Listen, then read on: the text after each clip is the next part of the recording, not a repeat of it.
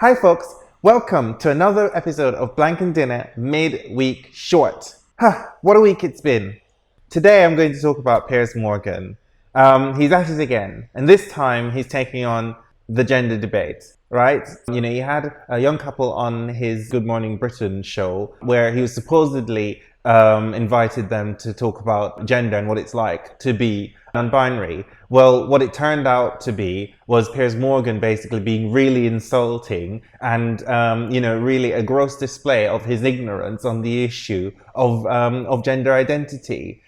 It's clear to see that, Piers Morgan has absolutely no idea what gender identity is for some people, what it means for some people. He went off on a massive, bizarre sort of rant about it. He basically doesn't believe it exists. He thinks it's ridiculous. He made a comment about, what if he were to say he was an elephant and walk into the zoo and demand to be locked in a cage. Now, quite frankly, not being funny, but do us all a favor, go ahead. I think you do well in a zoo, because your comments, Piers, are ridiculous. You're acting like somebody who is ignorant and really just doesn't have a clue.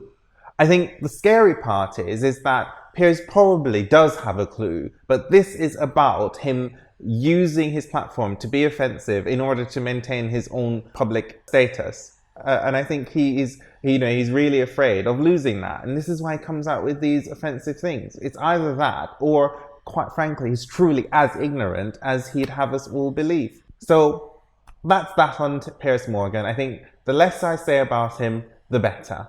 Now, just one other thing before I go. Theresa May has repeatedly said that her views on the issue of LGBT rights has changed. As we all know, she voted in favour of marriage equality, whilst in the past having had a very anti-gay stance on LGBT issues, and she's voted a record number of times against those issues, right? But it's quite striking that for somebody who's changed their views, we don't really see any evidence of that in her actions. And this is what I like to look at. I like to look at people's actions, not just the words that come out of their mouths, right? The manifesto for the Conservative Party has absolutely nothing in there in relation to LGBT rights. I don't know why we're surprised about this, because, quite frankly, her manifesto doesn't actually do anything for anyone. There's nothing in there on disability, there's nothing in there around child disability.